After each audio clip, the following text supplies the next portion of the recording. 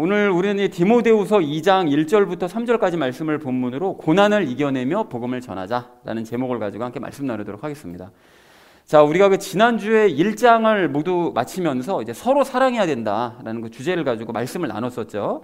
그래서 관련된 그 세 가지 이야기 지난주에도 나눴는데요. 그 첫 번째 나눴던 말씀이 무엇이었을까요?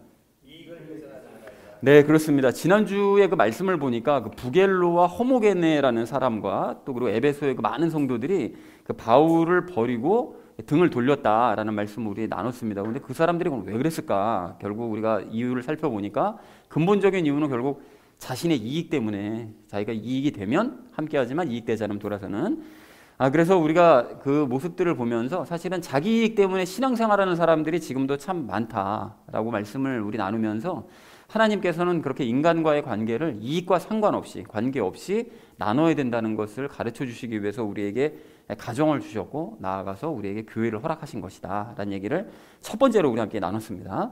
자, 그런가 하면 우리 두 번째로 나눴던 말씀이 무엇이었을까요?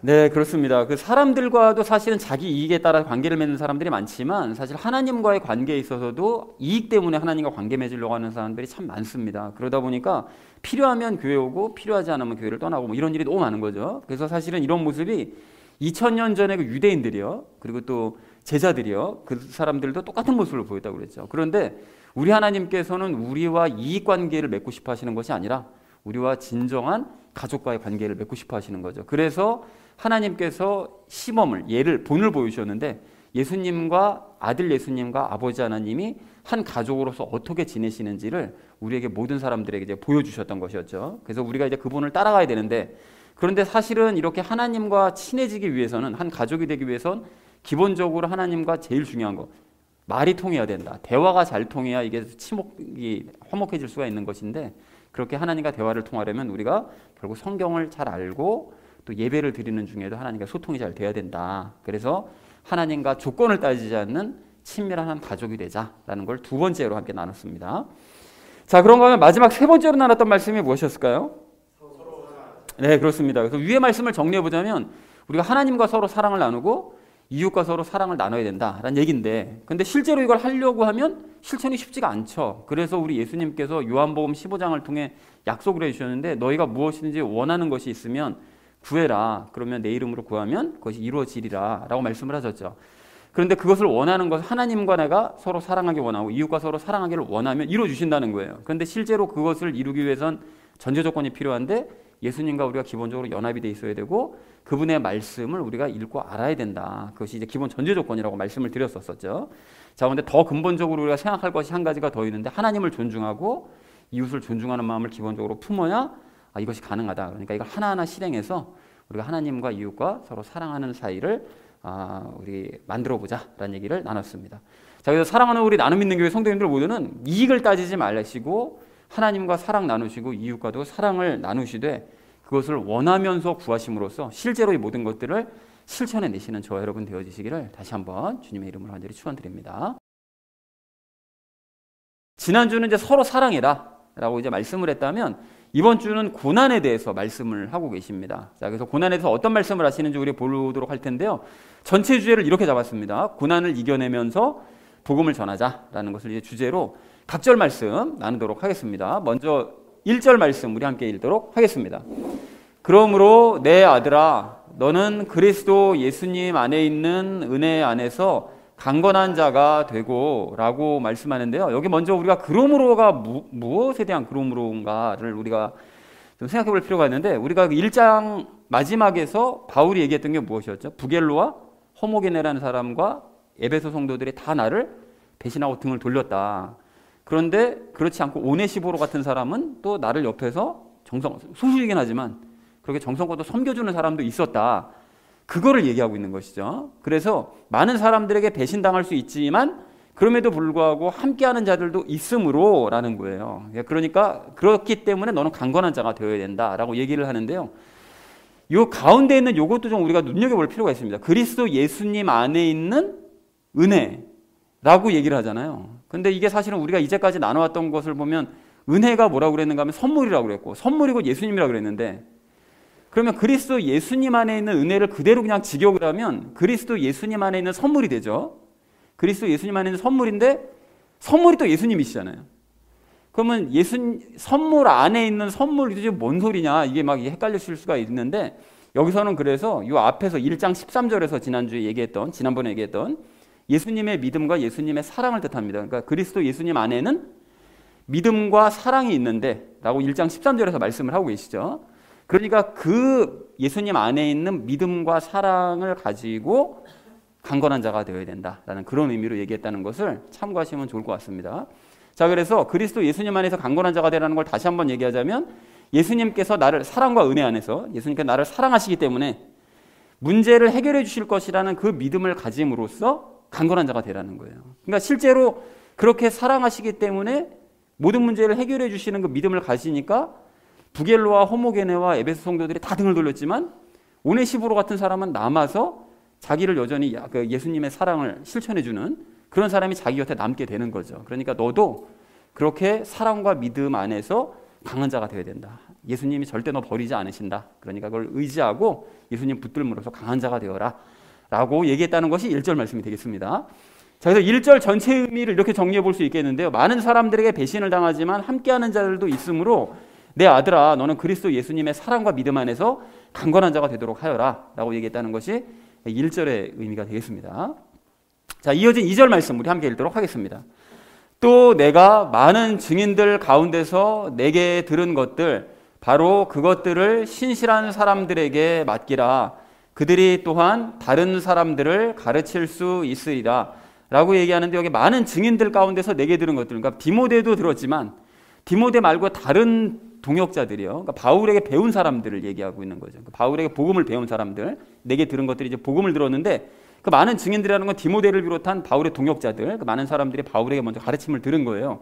그러니까 그 모든 사람들, 동역자들과 함께 바울에게 들었던 그 복음을 너도 다른 사람들에게 이제 알려주라는 거예요. 맡기라는 것이죠. 자, 그런데 여기 보면 신실한 사람들은 믿음 충만한 사람들을 이야기하는데, 디모데에게 복음을 이미 배운 사람들, 배워서 믿음을 충만하게 가진 사람들, 그런 사람들을 이야기하고 있습니다. 자, 그런데 그런 사람들에게 맡기라는 거예요. 복음을. 왜 맡기느냐? 복음 전파를 이제 맡기라고 얘기하는데, 다른 사람들을, 그 사람들이 일단 이 복음을 배웠기 때문에 다른 사람들에게 복음을 가르칠 수 있을 것이다라고 말을 하는데, 이걸 왜 이 얘기를 굳이 하는가 하면, 바울이 디모데를 대신해서 신실한 사람들을 세워라, 그 사람들에게 복음을 맡겨라 라고 굳이 얘기한 이유는 바로 디모데 역시 바울처럼 언제라도 감옥으로 끌려갈 수 있기 때문에요.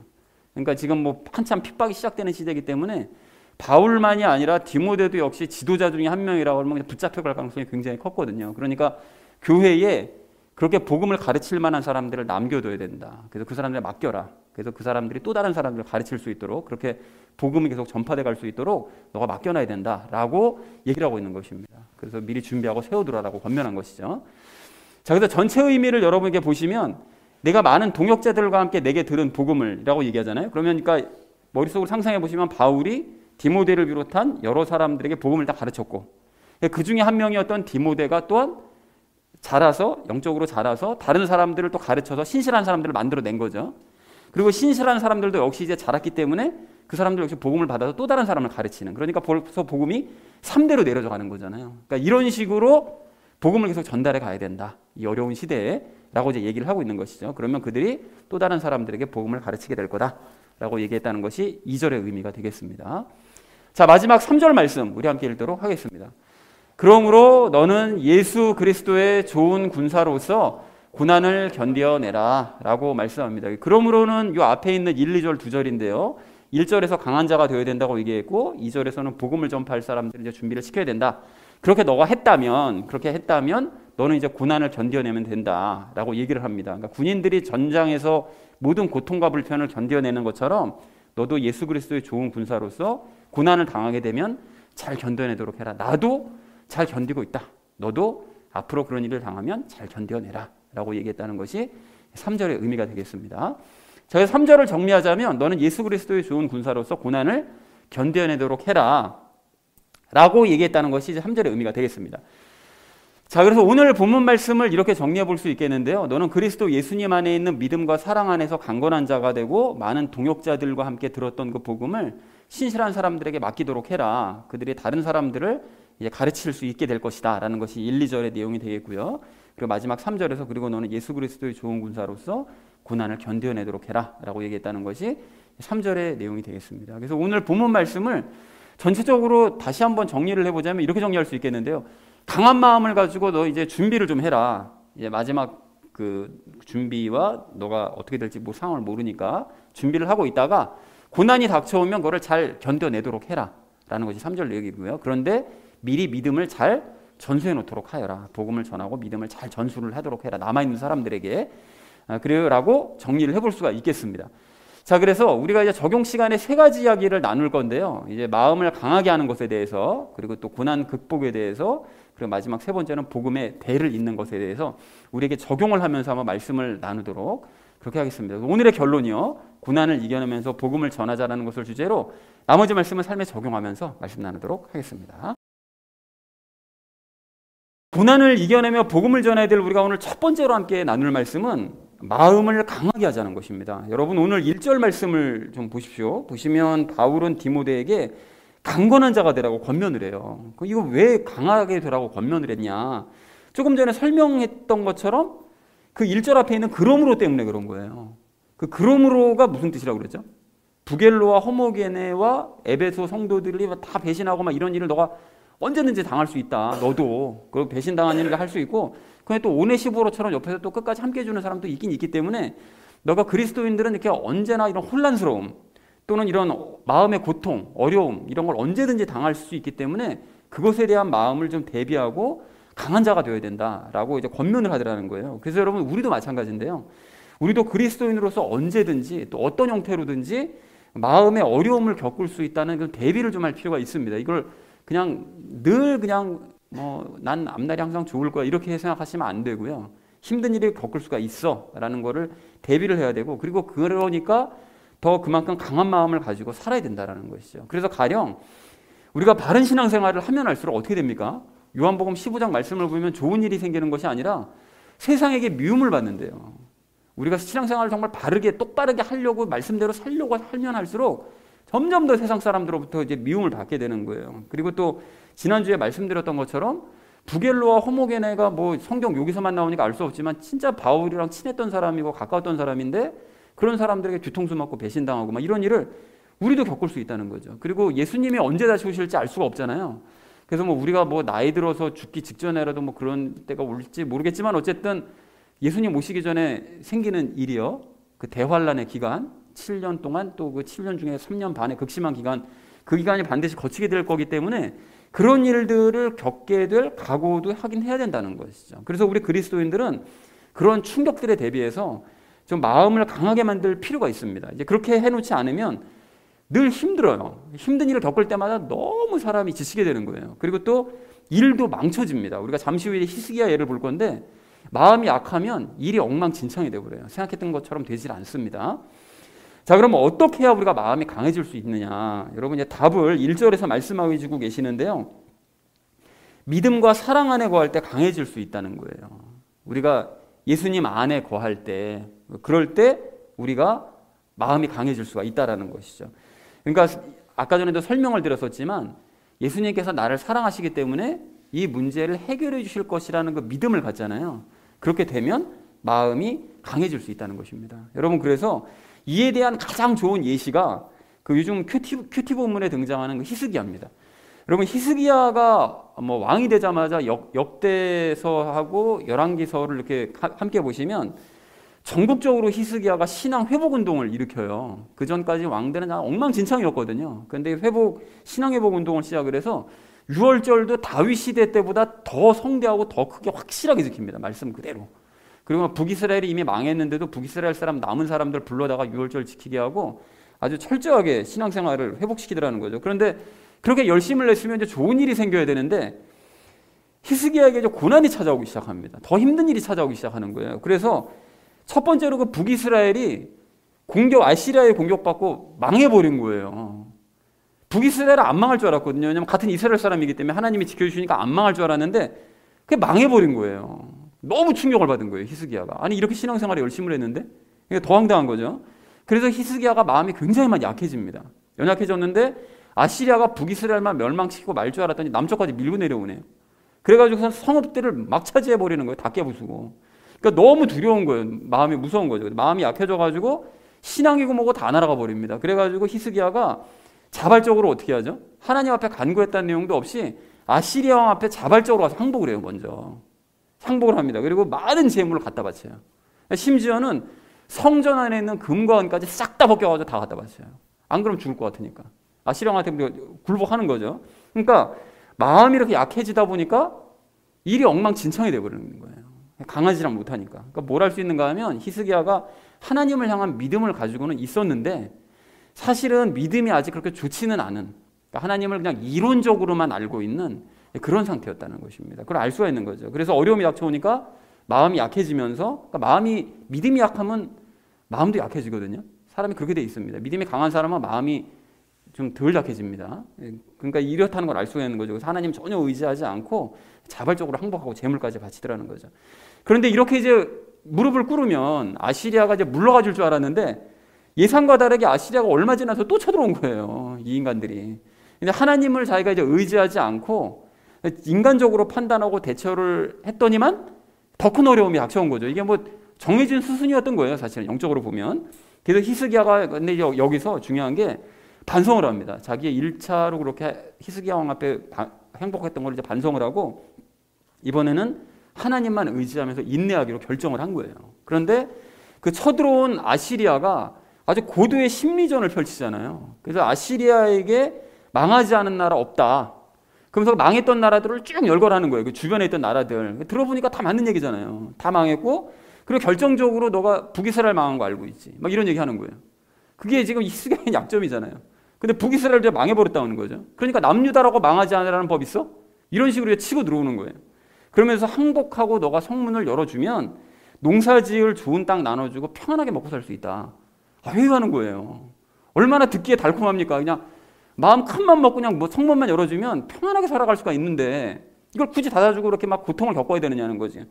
그러니까 하나님 의지해봐야 이거 아무 소용도 없는 거고 하나님 의지하라고 말하고 있는 히스기야 말도 들을 필요 없다. 막 백성들에게 막 회유하는 거예요, 이제. 그러니까 랍사게의 말을 이게 그 말을 했던 그 아시리아 측의 랍사게의 그 말을 들어보면 정말 항복하는 것이 피해를 최소화하고 또 평안하게 먹고 살 수 있는 방법이겠다는 생각이 막 드는 거죠. 그러니까 심리전을 이렇게 펼치니까요. 그러니까 히스기야 마음이 아마 모르긴 해도 막 약해졌을 거예요. 그런데 히스기야가 생각을 고쳐먹습니다. 이제까지 내가 이론적으로만 알고 있었던 그 하나님, 그 하나님을 이제 아무런 응답도 내가 이제까지는 받아보지 못했었지만 그 하나님을 믿기로 마음 먹는 거예요. 각성한 거죠. 그래가지고 하나님께서 자신들을 사랑하시기 때문에 이 어려움을 반드시 해결해 주실 것을 믿은 거예요. 그 믿음과 사랑 안에서 끝까지 그리고 버팁니다. 그러니까 이게 참 대단한 것이 무엇인가 하면 전쟁을 믿음과 사랑으로 이겨내 보려고 마음 먹은 거예요. 이게 말이나 되는 얘기입니까? 무기를 가지고 싸워야지. 믿음과 사랑으로 극복하고자 한 거죠. 그래서 히스기야가 약해지려는 마음을 막 부여잡고 끝까지 포기하지 않고 그 믿음과 사랑 안에 기반해가지고 모든 상황을 기도로 낱낱이 다 하나님 앞에 다 말씀을 드려요. 그리고 이사야에게 이제 신하들을 보내가지고 하나님께서 무엇이라고 답해 주시지 그 답을 기다립니다. 그러니까 신하들을 보내놓고 나서 그 히스기야가 얼마나 정말 이 가슴이 피가 말랐겠어요. 하나님께서 혹시 심판하신다. 그동안 너의 행적을 보고 뭐 히스기야도 죄 없는 사람은 아닐 테니까 너 죄를 봐서 내가 심판해 버릴 거다. 이런 말씀 오면 어떡하나라는 것 때문에 두려워 떨었겠죠. 그런데 그 결과 히스기야가 무슨 얘기를 듣게 되죠? 하나님께서 승리를 약속해 주시고 또 아시리아를 심판해 주시겠다는 이 약속의 음성을 들은 거예요. 그리고 실제로 그 일을 이루어 주신 거예요. 그러니까 히스기야가 그렇게 되니까 마음이 굉장히 강해지더라는 거예요. 하나님께 응답을 받고 나니까. 자, 그러니까 히스기야를 통해 뭘 할 수 있느냐? 마음이 약한 사람이요. 그러니까 믿음이 약해서 마음이 약한 사람이라 할지라도 믿음과 사랑을 기반으로 내 하나님 붙들겠다. 이런 사람들은 어려움 극복할 수가 있다는 거예요. 그리고 하나님께서도 당신을 붙들고자 하는 그런 사람을 외면하지 않으신다는 거예요. 너 믿음 없잖아. 너 마음 약한 인간이잖아. 이렇게 해서 외면하지 않으시고 반드시 붙들어 주신다는 사실을 우리가 알 수 있다는 거죠. 그리고 하나님 붙드는 사람들은 이러한 체험을 통해서 마음을 강하게 할 수 있고 이런 체험의 반복을 통해서 마음이 점점 더 강해질 수 있다는 사실을 우리가 알 수 있다는 것입니다. 자, 그런데 히스기야가 이렇게 강해지는 체험을 했다면 사실 우리는 더 유리하죠. 왜 그렇습니까? 예수님이 우리 안에 계시니까요. 우리는 히스기야보다 훨씬 더 유리한 입장에 있는 거예요. 자, 근데 문제가 뭔가 하면 우리의 믿음이 사실은 그렇게 좋지 않아서 예수님이 우리 안에 계신다는 것을 이론적으로만 알고 있는 건 아닌가 이런 생각이 들 때가 많다는 거죠. 예수님이 내 안에 계신다는 게 맞긴 맞다는데 정말 내 안에 계신다는 걸 증거를 본 적은 없고 이걸 내가 이제 머리로만 알고 있는 것 같기도 하고 막 이런 생각이 든다는 거예요. 그래서 예수님께 응답을 또 받아본 체험도 그렇게 많지 않아서 어려운 일을 당할 때 어떻게 되는가 하면 보통 자꾸 마음이 약해지는 거예요. 믿음이 약하다 보니까 마음도 약해져서 자꾸 어려운 일을 앞에 두고 일을 자꾸 그르치는 거예요. 하나님을 의지하기보다는 내 힘으로 뭔가 해보려다가 망해버리고 이런 걸 계속 체험하는 거죠. 그러면 우리가 어떻게 해야 마음이 강해질 수가 있다고요? 믿음과 사랑 안에 거해야 된다고요. 즉 히스기야처럼 의지적으로라도 예수님께서 나를 사랑하신다는 사실을 믿는 거예요. 예수님이 나를 사랑하신다. 그래서 예수님이 나를 사랑하시는 그분께서 내 이 앞에 놓여져 있는 이 문제를 반드시 해결해 주실 것이다. 이것을 믿는 믿음을 가져야 되는 거예요. 자, 그리고 그렇게 되면 히스기야처럼 어떻게 됩니까? 기도로 상황을 낱낱이 말씀드리지 않을 수가 없겠죠. 왜냐하면 믿는 건 하나님밖에 없으니까. 낱낱이 그러니까 다 말씀드리고 또 하나님께서 그에 대해서 말씀드린 것에 대해서 무슨 답을 주실까 막 촉각을 곤두세워야 되는 거예요, 여러분. 촉각을 곤두세워서 예민하게 곤두세우면서 큐티 말씀 읽고 개인적으로도 성경 말씀 읽고 예배 시간에 참석해서는 예수님께서 뭐라고 나에게 말씀해 주실까를 촉각을 곤두세우고 귀를 기울여야 되는 것이죠. 내가 그러고 있지 않다면 사실 나 지금 하나님 의지하지 않는 상태인 거예요. 내가 정말 하나님 의지하는 게 맞다면 이 어려움을 앞에 두고 히스기야처럼 하나님만 의지하는 것이 맞다면 기도를 드리지 않을 수가 없고 말씀을 기다리지 않을 수가 없어요. 그런 적극성을 보여야 된다는 거죠. 그리함으로써 지금 겪고 있는 이 어려움에 대해서 예수님께서 뭐라고 말씀해 주시는지를 듣고 실제로 그 문제가 해결되는 것을 체험을 해야 됩니다. 했더니 뭐 음성도 들은 것 같기도 하고 기도도 막 했는데 해결은 안 돼. 그러면 이거 좀 문제가 있는 거예요. 그러니까 그렇게 되지 않도록 문제 반드시 하나님께서 해결해 주셔야 된다라고 여러분 악착같이 매달리셔야 되는 거예요. 이런 일이 있을 때는. 그래야만 그렇게 예수님만 의지했을 때 문제가 해결될 수 있다는 사실을 내가 체험하고 확인할 수가 있게 되고 그래야만 예수님이 신뢰가 되죠. 그런 체험이 하나도 그냥 이론적으로 안 그러면 예수님은 이론적으로만 계속 아는 거예요. 그분은 문제를 해결해 주시는 분이야. 근데 내 문제는 해결 안 해주셔. 하지만 해결해 주시는 분이겠지. 이렇게 되는 거예요. 어떻게든 해결을 받으셔야 됩니다. 그래야 그런 체험이 있어야만 신뢰가 되어지는 거예요. 그리고 결과적으로 마음도 강해질 수 있다는 것이죠. 자, 그래서 사랑하는 우리 나눔 있는 교회 성도님들 모두는 기억하시기 바랍니다. 우리 늘 어려운 일을 당할 수 있어요. 그래서 마음의 대비를 해야 됩니다. 그런데 그러한 어려움 자체가 중요한 것이 아니라 히스기야처럼 믿음과 사랑 안에서 예수님만 붙들면 문제가 해결될 수 있다. 이 사실을 여러분 반드시 체험하셔야 됩니다. 그렇게 하심으로써 히스기야처럼 또 바울처럼 점차 마음이 강해지는 믿음의 사람 되어지는 우리 모두가 되기를 주님의 이름으로 간절히 축원드립니다. 고난을 이겨내며 복음을 전해야 될 우리가 오늘 두 번째로 나눌 말씀은 고난을 극복하자는 것입니다. 여러분 오늘 3절 말씀을 좀 다시 보십시오. 3절 보시면 그 바울은 디모데에게 고난을 견뎌내라고 권면을 하는데요. 바울이 이런 권면을 할 수 있었던 것은 이제 바울 본인이 예수님을 믿은 이후로 사실은 계속 고난의 연속인 삶을 살았거든요.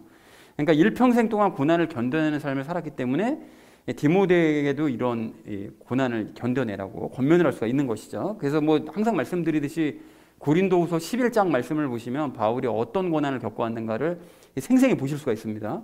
그래서 여러분 이제 우리도 마찬가지인데 이제 앞에서도 말씀드렸던 것처럼 그리스도인은 고난을 당할 수 있다라는 이 사실을 그냥 당연시하면서 마음의 준비를 하면서 사는 것이 좋습니다. 그리고 이제 마음을 강하게 만들어야 되는데 그런 고난을 예수님과 함께 견뎌내고 또 마침내 극복할 수 있다는 이 훈련을 예수님과 함께 계속 해야 되는 거예요. 그 바울처럼. 그래서 적용 1에서는 우리가 그 고난에 대한 그 마음의 자세에 중점을 두고 말씀을 나눴다면 지금은 예수님과 함께 그 고난을 견뎌내고 극복할 수 있는 이제 구체적인 방법에 대해서 이 얘기를 나눴으면 좋겠는데요. 지난 수요 성경공부 시간에도 잠깐 말씀을 드렸었지만 예수님께서는 우리의 삶에 고난을 없애주는 방식으로 일하지 않으십니다. 그런 식으로 일하지 않으세요. 도리어 우리를 고난으로 일부러 밀어 넣으세요. 밀어 넣으시고 예수님도 고난의 현장에 같이 들어오셔서 우리를 보호해 주시는 방식으로 이제 그런 식으로 일하시죠. 그러니까 고난의 상황을 예수님과 함께 견뎌내고 또 결국은 이겨내는 방식으로 이런 식으로 고난에 대해서 일을 하신다는 거예요. 그래서 이에 대한 예는 뭐 셀 수 없이 많은데요. 그 이스라엘 백성들이 이집트 탈출하고 광야에서 생활할 때 그때 예수님께서도 그 사람들과 함께 40년 동안 함께 생활하셨거든요. 그거를 출애굽기 23장 20절 말씀이나 기타 다른 구절들을 보시면 그분께서 길을 인도하시고 그들과 함께 하셨고 가나안 땅으로 인도하시고 했던 것이 다 예수님께서 주관하신 일이라는 것이 기록되어 있습니다. 그러니까 함께 하신 거예요. 고난 가운데. 그리고 다니엘의 세 친구가 뭐 우상숭배 거부했잖아요. 그때 이 예수님께서 그들을 용광로에 들어가지 못하도록 막아주신 게 아니에요. 그냥 들어가게 하세요. 들어가게 하시되 그 안으로 함께 들어가세요. 그래서 그들을 그 용광로 안에서 보호하심으로써 믿음을 가진 자들은, 하나님을 굳건하게 의지하는 자들은 용광로 안에서도 견뎌낼 수 있다. 그리고 거기로부터 구출될 수 있다. 이겨낼 수 있다. 이 사실을 만천하에 보여주시더라는 것입니다. 그리고 다니엘도 마찬가지죠. 다니엘이 사람들에게 모함을 받아서 사자굴에 들어가게 되었을 때 하나님께서 다니엘을 모함한 자들을 쳐버리지 않으세요. 그 계획을 어긋나게 만들지 않으시고 다니엘을 사자굴에 들어가지 못하도록 그 입구를 막으시지 않으세요. 도리어 억울함을 끌어안고, 잘못한 게 없잖아요. 그런데도 불구하고 억울함을 그냥 끌어안고 사자굴로 들어가게 그냥 만들어 버리시는 거예요. 내버려 두세요. 그리고는 그 안으로 함께 들어가시는 거예요. 하나님께서. 그리고는 안에 들어가서 어떻게 하십니까? 사자들 주둥이를 입으로 막으시는 거죠. 손으로 막으시는 거죠. 그래서 하나님을 바르게 믿는 사람들은 사자굴과 같은 그런 혹독한 환경에서도 견뎌낼 수 있고 마침내 그곳으로부터 나올 수 있다라는 사실을 만천하에 보여주시더라는 것입니다. 그리고 예수님의 12제자들도 마찬가지잖아요. 그 제자들을 예수님께서 바다로 들여보내실 때 파도와 바람이 치지 못하도록 애초에 딱 미리 예비를 해주시거나 또는 뭐 배가 안전해지도록 보호막을 쳐주시거나, 우리 예수님 절대 그런 일 하지 않으십니다. 그냥 그 모든 것을 그냥 다 당하도록 처음에는 그냥 내버려 두세요. 그냥 당하도록. 그런데 곧 그 고난의 현장으로 오시는 거죠.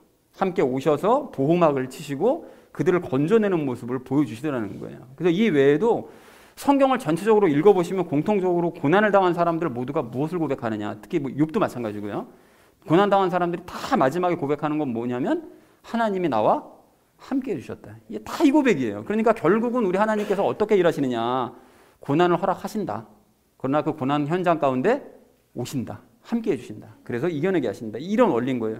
그래서 히스기야도 이제 이런 원리를 알았는지 아니면은 뭐 고난을 통해서 자기가 깨닫게 됐는지 이건 잘 모르겠지만 어쨌든 히스기야도 자신이 고난의 현장 가운데 들어와 있다는 사실을 이제 알게 된 거예요. 아시리아에게 1차 침공당하고 2차 침공당할 때 와, 내가 고난의 현장 한가운데 지금 있구나. 이걸 알게 된 거죠. 그리고 그 고난의 현장 가운데 한 가지 더 알게 된 게 하나님이 함께 하시는구나. 이걸 알게 된 거예요. 그래서 히스기야가 대표적인 그 증거가 뭡니까? 하나님 앞에 편지를 펼쳐놓잖아요. 이게 저는 너무 인상적인 그림이라고 생각하거든요. 하나님 앞에 편지를 펼쳐놔요. 그러니까 하나님이 자신이 고난 겪고 있는 이 현장 가운데 함께 계신다는 사실을 너무나 분명하게 알고 믿고 있으니까, 그걸 믿으니까 눈에 보이지 않는 하나님을 눈에 보이는 것처럼 그분 앞에 편지 펼쳐놓고 괴로움을 호소하는 이런 행동을 하게 되더라는 거예요. 그분이 이 자리에 함께 계신다. 고난의 현장 가운데 함께 계신다. 이거 아는 거죠. 그리고 히스기야가 고난의 현장 가운데 함께 하시는 그 하나님께서 그 고난을 극복하게 해주실 것을 믿는 거예요. 그래서 하나님만 붙들고 늘어지는 거죠. 하나님 아니면 해결책 없어서 죽습니다. 붙들고 늘어지는 거죠. 그리고 그랬기 때문에 히스기야가 놀라운 응답을 받고 고난으로부터 탈출할 수 있게 되더라는 거예요. 모든 사람들, 방금 예를 들었던 사람들처럼 똑같은 걸 경험한 거예요. 거기 나올 수 있다. 그래서 아시리아 군사들 여러분 그 큐티 설명할 때 보셨잖아요. 18만 5천 명이 그냥 한 번에 다 죽어버려요. 그것도 며칠에 걸쳐 죽은 것도 아니고 하룻밤 사이에 18만 5천 명 그 엄청난 큰 대군이 한 번에 다 죽어버려요. 그러니까 한 번의 고난으로부터 탈출해버린 거예요. 단 한순간에. 자, 그런데 히스기야가 그 고난만으로 끝났느냐? 그러지 않았죠. 나라가 망하는 고난을 극복하고 빠져나왔더니만 뭐가 기다리고 있었죠? 개인적인 고난이 또 닥쳐온 거예요. 몸에 종기가 생겼는데 그것 때문에 죽을 위기에 처한 거예요. 그러니까 이게 얼마나 황당해요. 고난의 연속인 거죠. 근데 히스기야가 이미 고난을 견뎌내고 그것을 극복한 체험이 있었기 때문에 하나님 앞에 다시 기도할 용기를 또 얻을 수 있는 거예요. 이전에도 극복했으니까 이번에도 될 거야 라고 눈물을 흘리면서 하나님 앞에 매달리죠. 그래서 하나님께 또 응답받아가지고 생명을 연장받는, 그래서 고난으로부터 벗어나는 체험을 또 하게 되더라는 것이죠. 자, 그러니까 이런 예들을 통해서 여러분 우리가 고난에 관련돼서 알 수 있는 게 뭡니까? 고난 자체가 중요한 것이 아니라 하나님께서 나의 그 고난 가운데로 함께 들어오셔서 나와 함께 계신다. 이 사실을 깨닫는 게 이게 너무나 중요하고요. 그리고 그거를 깨달을 때 고난은 능히 견뎌낼 수 있는 것이고 그 고난으로부터 나는 당연히 벗어날 수 있다. 이 사실을 깨닫는 것이 이게 중요하고요. 그리고 이것들을 깨닫고 나면 고난 중에 내가 하나님만 의지하는 사람으로 그럼 변화되어져 갈 수 있는 것이로구나. 이 사실을 깨닫는 게 너무나 중요하다는 것입니다. 그리고 이걸 깨닫게 되면 마음도 점점 강해지는 거예요. 그래서 제가 가끔 그런 말씀 드리잖아요. 믿음이 점점 강해지면 간이 막 배 밖으로 나온다고. 그렇게 되는 거예요. 여러분, 마음이 강해지니까. 그래서 결론적으로 고난은 하나님께서 사람들을 당신을 의지하고 신뢰하는 자로 바꾸시기 위한 도구로 사용하시는 것이로구나 라는 사실을 우리가 알 수 있다는 것입니다. 자, 그렇다면 이러한 사실을 알게 된 우리는 더 이상 고난이 없어지기를 위해서 기도하지 않기를 원합니다. 이게 기회인 거거든요, 사실은. 그래서 대신 내가 고난의 현장으로 들어가면 예수님께서 반드시 이 자리에 함께 오신다. 여러분, 이 사실을 꼭 기억하시기 바랍니다. 앞에서 살펴봤던 것처럼 이건 불변의 법칙이에요. 성경에서 그냥 구약이든 신약이든 계속 말씀하시는 거잖아요. 불변의 법칙이니까 잊지 마시고 그 사실을 여러분 믿으신다면 이제 예수님과 함께 그 고난을 여러분 잘 견뎌내시고 잘 극복하시기 바랍니다. 때가 되잖아요. 그러면 당연히 나오게 해주세요. 그 굳이 사자굴 안에 계속 남아있을 이유가 없거든요. 그러니까 나오게 해주신다는 거예요. 당연히. 그리고 또한 그 고난의 시간을 통해서 예수님을 더더욱 신뢰하고 의지하는 믿음의 사람으로 변화되시기 바랍니다. 그러나 그럼에도 불구하고 때로는 이 고난이 막 감당이 안 돼가지고 너무나 힘들다. 그러면 여러분 혼자 버티지 마시고 주변에 있는 사람들과 기도 제목 나누세요. 그래서 고통을 분담하시기 바랍니다. 사랑하는 우리 나눔 믿는 교회 성도님들 모두는 예수님과 함께 고난을 견뎌내고 극복하는 이 훈련을 여러분 반복을 하셔서 바울처럼 능히 고난을 견뎌내고 극복하는 그리스도인 되시고 장차 다가올 대환란조차 극복하는 저와 여러분 되어지시기를 주님의 이름으로 간절히 축원드립니다. 자, 고난을 이겨내며 복음을 전해야 될 우리가 마지막 세 번째로 나눌 말씀은 믿음의 대를 잊자는 것입니다. 여러분 오늘 2절 말씀을 좀 다시 보십시오. 2절 말씀 보시면 바울은 디모데에게 복음을 신실한 사람들에게 이제 맡겨라 라고 이제 권면을 하는데요. 왜 이런 말을 했다고 그랬죠? 디모데도 장차 바울처럼 언제든지 감옥에 붙잡혀갈 여지가 있으니까, 그러니까 미리 다음 세대에게 복음을 전해서 그 복음이 끊어지지 않도록 이제 전파를 해야 된다, 전달을 해야 된다, 사람을 키워야 된다, 이제 이런 의미로 말한 것이었죠. 그리고 디모데가 실제로 그렇게 했기 때문에 사실은 모든 사람들이 다 에베소에 있는 많은 사람들이 막 배신하고 이랬을 때도 오네시보로 같은 사람은 남아서 그 믿음의 신실한 그 행동들을, 그 삶을 살아내는 그런 사람을 만들어낼 수가 있었던 거예요. 오네시보로 같은 사람은 있는 거죠. 자, 그래서 여러분 우리도 마찬가지인데요. 바른 믿음을 가진 그 그리스도인들이요, 그 후세들, 특히 우리 후세들을 세상에 남겨두는 일이 너무나 이게 중요한 일입니다. 여러분, 그래야 모든 교회가 하나님을 다 앞으로 점차, 지금도 사실은 하나님을 등지고 배신하는 사람들이 참 많은데 지금 뭐 교인들 수가 확 줄었다고 얘기하잖아요. 이거 뭐 너무나 당연한 일이라고 생각하거든요. 그동안 가짜들이 너무 많았던 거예요, 교회 내에. 그러다가 다 뭐 이게 안 되니까 다 떠나가는 거죠, 이제. 근데 그런 상황에 예수님께서 이제 다시 오실 때 하나님 편에 서서 끝까지 충성하는 사람이 한 명이라도 남아있게 하려면 그게 우리 몫이라고 생각하거든요. 그런 반열에 드는 우리가 되기를 소망을 합니다. 그래서 우리가 복음을 다음 세대에게 바른 복음을 전달하는 우리가 되기를 소망한다는 거예요. 자, 그런데 이와는 이제 대조되는 예가 있는데요. 이렇게 되어야 되는데 대조되는 예가 안타깝게도 앞에서 말씀드렸던 히스기야가 그 예입니다. 히스기야가 이제까지는 참 좋은 예를 보여줬잖아요. 그런데 사실은 안 좋은 예도 보여준 게 또 히스기야였던 거예요. 여러분 아시다시피 히스기야가 생명을 15년 연장받았잖아요. 그런데 이 연장된 기간 동안 아들을 낳았는데 그 아들이 그 악한 므낫세입니다. 그러니까 하나님께서 히스기야를 데려가시려고 했던 이유가 있었던 거예요. 얘가 생명 연장해주면 아들 낳으면 걔가 개판칠 걸 아셨기 때문에 그래서 데려가시려고 그랬던 건데 그냥 막 고집쓰니까 살려주신 거죠. 그래서 이런 일이 벌어졌지만 어쨌든 므낫세가 그렇게 이제 악한 인간이 됐던 것은 추측컨대 히스기야가 아들에게 신앙교육을 제대로 시키지 않았기 때문이었던 것 같아요. 이게 어떻게 알 수 있는가 하면 히스기야가 이제 아시리아로부터 승리하잖아요. 근데 사실 그 승리한 게 하나님께서 승리를 주신 것이지, 자기는 물론 기도는 했죠. 기도는 했지만 사실 자기 뭐 능력이라기보다는 하나님의 능력으로 된 건데, 그리고 그렇게 승리하고 난 다음에 자기에 대한 소문이 막 쫙 퍼져가지고 저 멀리 바벨론 지역에까지 막 자기에 대한 소문이 퍼진 거예요. 야, 히스기야라는 사람이 그 막강한 아시리아 군대를 물리쳤대. 막 이런 소문이 막 퍼지니까 이 사람이 이제 싹 교만해지는 거죠.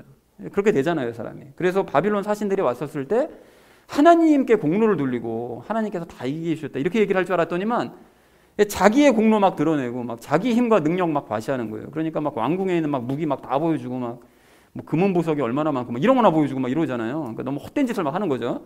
그러니까 이런 식이다 보니까 자식 교육도 소홀하게 됐던 것 같아요. 그 이후로 이제 마음이 풀어져가지고. 근데 이제 그런 문하세가 이제 왕이 되고 나니까 나라가 이제 엉망진창이 돼버립니다. 전부 다 우상숭배 아주 밭이 돼버리는 거예요.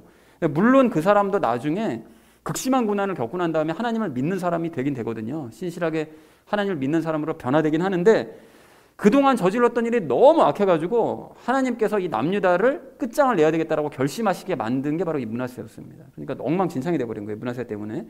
이래서 신앙을 바르게 전수해 주는 일이 이게 너무나 중요하다라는 사실을 우리가 알 수가 있다는 것이죠. 자, 그리고 이건 다윗도 마찬가지였는데요. 이제 지난주에도 말씀드렸던 것처럼 이 다윗은 모든 걸 다 잘했는데 딱 한 가지 실패한 것이 두 가지죠. 하나는 여자 문제였고 또 하나는 자식 교육이 진짜 문제가 참 많았어요. 이 다윗이. 그리고 그렇다 보니까 차기 왕으로 세워진 이 솔로몬이요. 이 솔로몬도 하나님을 그냥 이론적으로만 아는 거예요. 그러니까 아버지 같은 신앙이 없었던 거예요. 이론적으로만 알다 보니까 결국엔 그냥 일 중독자가 돼버리거든요. 일평생 그냥 건축만 해요. 일평생을. 그 이모 대통령처럼 그냥 평생 그냥 갈아엎는 거예요. 그냥 나라를 그냥. 그러니까 열심히 그렇게 일만 하다가 하나님 결국 배신하고 그리고 이방신들이나 섬기는 그런 신세가 돼버리더라는 거죠. 그러니까 신앙을 전수하는 게 이게 참 너무나 중요한 일이다라는 사실을 우리가 알 수가 있는데 그런 의미에서 우리가 깨달은 이 복음을 전파를 하되 바른 복음을 전파를 하되 다음 세대요. 특별히 가까이에 있는 우리 자식들에게 전파하기 원합니다. 자식이 지금 뭐 장성했거나 아니면 뭐 없거나 뭐 이러신 분들은 주변에 뭐 조카들이나 뭐 또 있겠죠. 다음 세대에게 전파해야 되는데 이 시대를 여러분 가만히 생각해 보시면 이게 IMF 영향이 없지 않을 거라고 저는 생각을 하는데 모두가 자식들에게 절대 손해보지 말고 살라고 열심히 교육을 해온 결과 지금 나라가 엉망이 돼가는 것 같아요. 제 생각에는. 애들이 희생을 몰라요.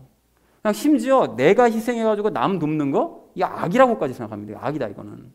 그래가지고 결혼도 하지 않으려고 그러는 그 이유도 그게 같이 일맥상통하는 것 같아요. 저는. 그러니까 내가 손해보기 싫으니까.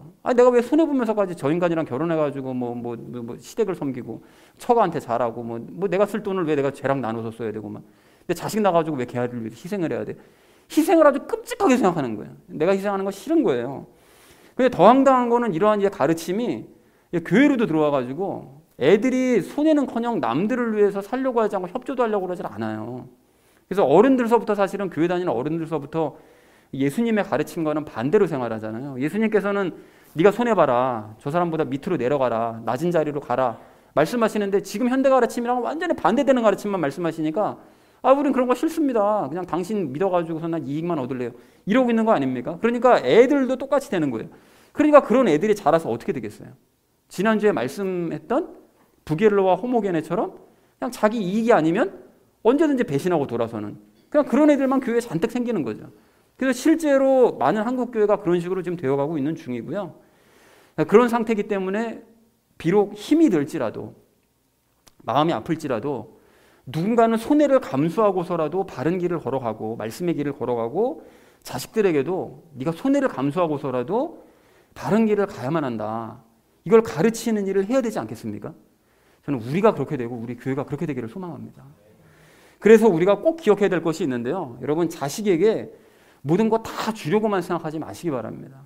꼭 하나라도 더 줘야 된다. 솔직히 자식에게 하나라도 더 주고 더 손에 쥐어주고 더 먹여주고 그러고 싶은 게 부모의 마음인 거죠. 당연한 거죠. 이거는 인지상정입니다. 그래서 자식에게 줄 거 주지 못하면 그게 인간적으로는 그렇게 가슴이 아파요. 아무리 사소한 거라도 애는 모를지라도 부모는 그게 너무 가슴이 찢어지고 아프단 말이죠. 아마 모르긴 해도 그 돈이 많았던 그 이건희 회장도 그렇게 많이 물려줬음에도 불구하고 그 아들 이재용에게 한 가지라도 더 물려주지 못한 게 아마 가슴 아프고 괴로웠을 거라고 안 그랬을려나 잘 모르겠지만 어쨌든 추측이 이렇게 돼요. 부모 마음이 그런 거거든요. 그게 많든 적든. 그런데 우리 그리스도인들이 반드시 알아야 될 게 무엇인가 하면 자식 손에 하나라도 더 쥐어주지 못하고 재산을 많이 물려주지 못하는 거 이거 미안해하면 안 되고요. 바른 예수님을 전해주지 못하는 게 이게 가장 미안한 일이라는 이 사실을 깨달아야 된다는 것입니다. 이걸 깨달아야 돼요. 여러분 아이들에게 손해보지 말고 살아. 너 이익에 따라서 살아. 교회 와서도 뭐 누가 뭐 나눠달라고 그러고 이러면 절대 나눠주지 마. 너 그 5처녀 그거 알지? 기름 안 나눠주잖아. 너도 나눠주면 안 돼. 뭐 이런 식으로 여러분 이렇게 가르쳐버리면 그런 애 안으로 예수님이 들어가시겠느냐고요. 들어가실 수가 없죠. 예수님이 들어오시려면 자기가 죽어야 되는데. 근데 희생일 싫고 내가 손해보는 거 싫은데 내가 어떻게 죽겠어요. 그러니 어떻게 예수님이 그런 애 안으로 들어가겠습니까? 그러니까 그렇게 가르치는 기독교인 부모들은 모두 자식 망하라고 정성을 다하고 있는 중인 거예요. 너 손해보면 안 돼? 이익을 위해서 살아야 돼? 너 망해 앞으로. 망해 죽어 너는 그냥. 이러고 있는 거예요 지금. 그걸 모르고 있는 거지. 근데 반대로 물질적으로는 내가 별 도움을 주지 못할지라도 자식에게 예수님을 내가 주었다면 그것은 자식에게 가장 큰 선물이 되고 가장 큰 유산이 된다는 사실 여러분 믿으시기 바랍니다. 그리고 그것을 어느 한순간도 여러분 잊으시면 안 돼요. 이게 나 가장 중요한 걸 준 거다. 이걸 잊으시면 안 돼요. 그런 의미에서 여러분 앞에서 나눴던 이 히스기야와 다윗의 공통점을 생각해 보시면 이 두 사람이 자식들에게 좋은 환경을 물려줬거든요. 히스기야도 부를 많이 쌓았어요. 좋은 걸 물려줬습니다. 다윗도 엄청 큰 부를 솔로몬에게 물려줬단 말이죠. 좋은 환경을 물려줬는데 하나님을 물려주지는 못했잖아요. 그러니까 본인들은 신앙생활 잘했거든요. 본인들은 신앙생활 잘했는데 자식들에게는 하나님이 전달되지 않았던 그 근본적인 이유가 원인이 자신들이 체험했던 그 힘든 고난을 자식들에게 가르쳐주지 않은 게 이게 원인이었다는 거죠.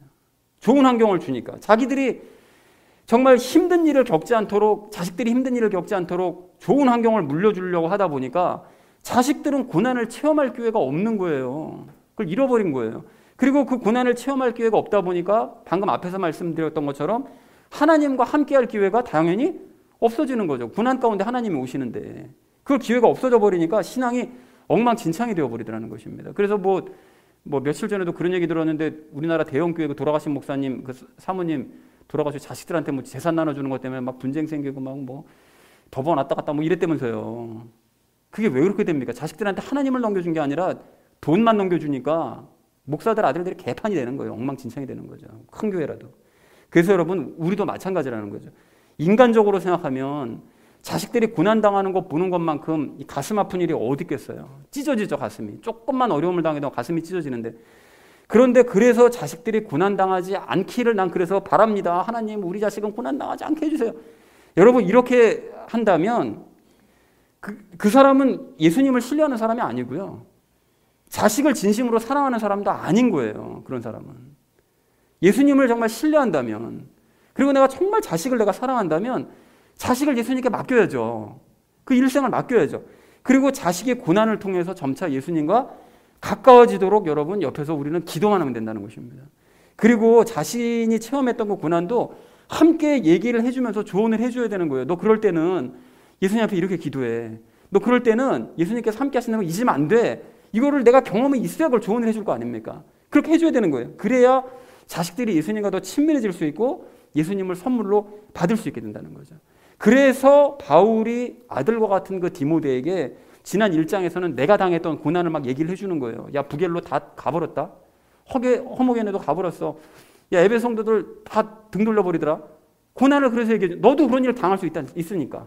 자기 체험을 얘기해 주는 거죠. 그리고 3절에서는 오늘 3절에서는 고난 대비해야 돼. 그러니까. 라고 얘기를 해주더라는 거예요. 사랑하는 우리 나눔 있는 교회 성도님들 모두는 다음 세대에게 바른 복음을 전하심으로써 복음의 대를 이어가시기 바랍니다. 특별히 자식들에게 복음을 가르치시되 중요한 거예요.